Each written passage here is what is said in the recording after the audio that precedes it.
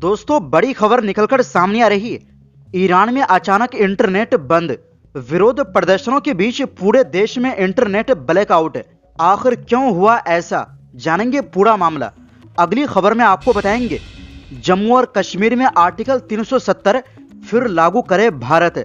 Islamic देशों के संगठन ओआईसी ने मोदी सरकार के खिलाफ जारी किया बयान। कश्मीरियों के साथ दिखाई एकता। और इसी के साथ आपको बताएंगे, ग्रीनलैंड को लेकर डेनमार्क से पंगा लेना डोनाल्ड ट्रंप को पड़ा महंगा। डेनमार्क ने अपने सैनिकों को दे दिया हुक्म, पहले गोली चलाओ बाद में पूछना। और साथ में आपको बताएंगे, चीन में ईसाइयों की गिरफ्तारी, चर्च से जुड़े कई लोगों के खिलाफ कार्रवाई। तो बिना समय गवाए बात करते हैं खबरों की। दोस्तों, ईरान में इस समय पूरे देश में इंटरनेट बंद कर दिया गया है। अल जजीरा के मुताबिक ऑनलाइन निगरानी करने वाली संस्था नेट बॉक्स ने बताया है कि ये कदम उस वक्त उठाया गया है जब देश में महंगाई और खराब होती आर्थिक हालत को लेकर बड़े पैमाने पर विरोध प्रदर्शन चल रहे हैं। नेट बॉक्स ने गुरुवार को सोशल मीडिया पर कहा कि ये इंटरनेट बंदी सरकार की तरफ से लगाए गए डिजिटल सेंसरशिप के कई कदमों का हिस्सा है। इसका मकसद देश भर में चल रहे विरोध प्रदर्शनों को दबाना है। संगठन ने कहा कि इस तरह इंटरनेट बंद करना लोगों के बात करने, जानकारी साझा करने और अपनी आवाज रखने के हक को छीनता है, खासकर ऐसे नाजुक समय में। दरअसल दिसंबर के आखिर से ही ईरान के कई शहरों में लोग सड़कों पर उतर आए हैं। वजह है तेजी से बढ़ती महंगाई, रोजमर्रा की चीजों की कीमतों में भारी उछाल और ईरानी मुद्रा की कीमत गिरना। हालात से परेशान लोग लगातार प्रदर्शन कर रहे हैं, लेकिन ये भी सच है कि इस प्रदर्शन के आड़ में पश्चिमी देशों के एजेंट भी घुसपैठ कर बैठे हैं और वो लगातार प्रदर्शन को हिंसक बना रहे हैं। फ्रांसीसी समाचार एजेंसी एएफपी के मुताबिक इन प्रदर्शनों के शुरू होने के बाद अब तक कम से कम 21 लोगों की मौत हो चुकी है। इनमें आम लोग और सुरक्षा बलों के जवान भी शामिल हैं। ये आंकड़ा स्थानीय मीडिया और सरकारी बयानों के आधार पर बताया गया है। सरकार की तरफ से इन हालात पर मिले जुले बयान आ रहे हैं। ईरान के राष्ट्रपति मसूद पेजेश्कियान ने सुरक्षा बलों से अपील की है कि प्रदर्शनकारियों से निपटते समय ज्यादा संयम बरता जाए। लेकिन दूसरी तरफ इसी हफ्ते ईरान के supreme leader ayatollah Ali Khamenei ने कड़ा बयान देते हुए कहा कि दंगा करने वालों को उनकी जगह दिखा दी जानी चाहिए। वहीं देश के मुख्य न्यायाधीश ने प्रदर्शनकारियों पर आरोप लगाया कि वो अमेरिका और इजरायल के इशारे पर काम कर रहे हैं। मुख्य न्यायाधीश गुलाम हुसैन मोहसिन एज़ई ने साफ कहा कि जो लोग सड़कों पर उतरकर दंगा करेंगे या असुरक्षा फैलाएंगे, उनके साथ कोई नरमी नहीं बरती जाएगी। उन्होंने कहा कि अब हालात बिल्कुल साफ है और ऐसे लोग ईरान के दुश्मनों के साथ मिलकर काम कर रहे हैं। वैसे दोस्तों, आपको क्या लगता है? क्या आपको लगता है कि ईरान में हो रहे विरोध प्रदर्शनों को ईरान के दुश्मन देश मौके की तलाश में देख रहे हैं? अपनी राय कमेंट बॉक्स में जरूर दें। वहीं दूसरी ओर दोस्तों, इस्लामिक देशों के संगठन ऑर्गेनाइजेशन ऑफ इस्लामिक कोऑपरेशन यानी ओआईसी ने एक बार फिर कश्मीर का मुद्दा उठाया है। ओआईसी ने इस बारे में एक लंबा चौड़ा बयान जारी किया है, जिसमें कश्मीर से जुड़े संयुक्त राष्ट्र के प्रस्ताव को लागू करने की बात कही गई है। साथ ही ओआईसी ने जम्मू कश्मीर के लोगों के साथ अपनी एकजुटता भी दोहराई है। दरअसल ओआईसी ने 8 जनवरी को सोशल मीडिया प्लेटफॉर्म एक्स पर एक चिट्ठी पोस्ट की। इस चिट्ठी में लिखा गया है कि ये बयान 5 जनवरी 1949 को भारत और पाकिस्तान से जुड़े संयुक्त राष्ट्र आयोग के प्रस्ताव की सालगिरह के मौके पर जारी किया गया है। चिट्ठी में आगे कहा गया है कि ऑर्गेनाइजेशन ऑफ इस्लामिक कोऑपरेशन के जनरल सेक्रेटरीट ने 5 जनवरी 1949 को यूनाइटेड नेशंस कमीशन द्वारा अपनाए गए उस प्रस्ताव को याद किया है, जिसमें जम्मू और कश्मीर के लोगों को संयुक्त राष्ट्र की निगरानी में होने वाले एक स्वतंत्र और निष्पक्ष जनमत संग्रह के जरिए अपने भविष्य का फैसला खुद करने का अधिकार दिए जाने की बात कही गई थी।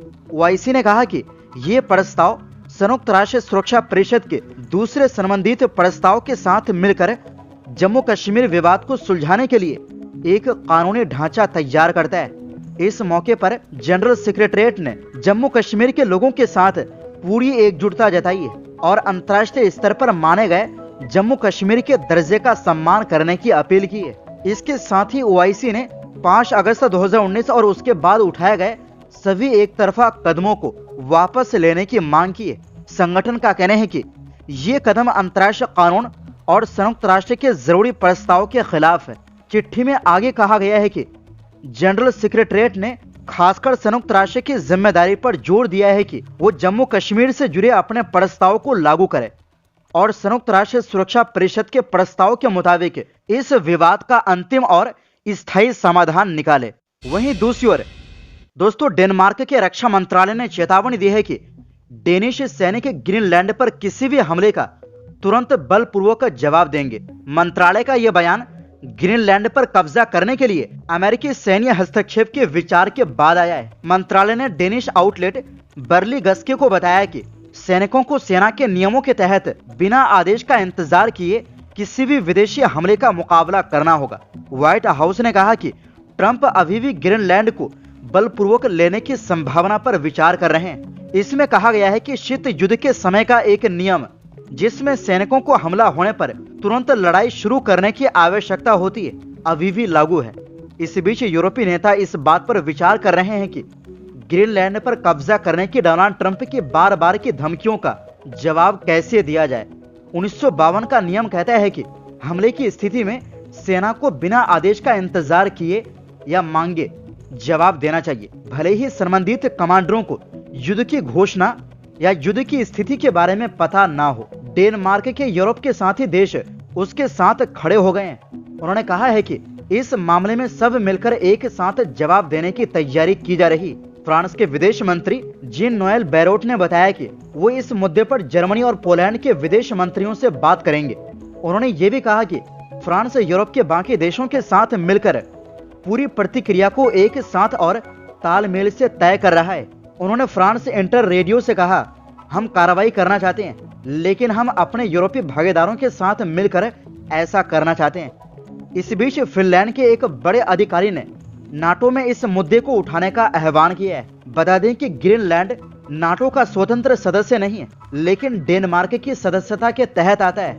रूबियो ने बुधवार को कहा कि वो ग्रीनलैंड और डेनमार्क के विदेश मंत्रियों के अनुरोध पर अगले सप्ताह ही स्थिति पर चर्चा करने के लिए डेनिश अधिकारियों से मिलने की योजना बना रहे हैं। वहीं दूसरी ओर दोस्तों, चीन की एक प्रभावशाली चर्च ने कहा है कि देश में ईसाइयों के खिलाफ कार्रवाई तेज होने के बीच उसके कई प्रमुख नेताओं को गिरफ्तार किया गया है। प्रभावशाली प्रोटेस्टेंट चर्च का कहना है कि अंडरग्राउंड चर्च आंदोलन के खिलाफ चल रही कार्रवाई के तहत उसके वरिष्ठ नेताओं को हिरासत में लिया गया है। चर्च के अनुसार मंगलवार को चेंगदू में पुलिस ने चर्च से जुड़े लोगों के घरों और चर्च कार्यालय में छापेमारी की। इसके बाद 9 लोगों को हिरासत में लिया गया। इनमें से 5 लोगों को बुधवार तक रिहा कर दिया गया। चेंगदू से सैकड़ों किलोमीटर दूर वेंझो में अधिकारियों ने यायांग चर्च की इमारत गिराना शुरू कर दी है। ये जानकारी धार्मिक उत्पीड़न पर नजर रखने वाली एनजीओ चाइनाइड को मिले वीडियो से सामने आई। ईसाई संगठनों का कहना है कि ये कार्रवाई दिखाती है कि कम्युनिस्ट पार्टी उन चर्चों को खत्म करना चाहती है जो उसकी विचारधारा से मेल नहीं खाते।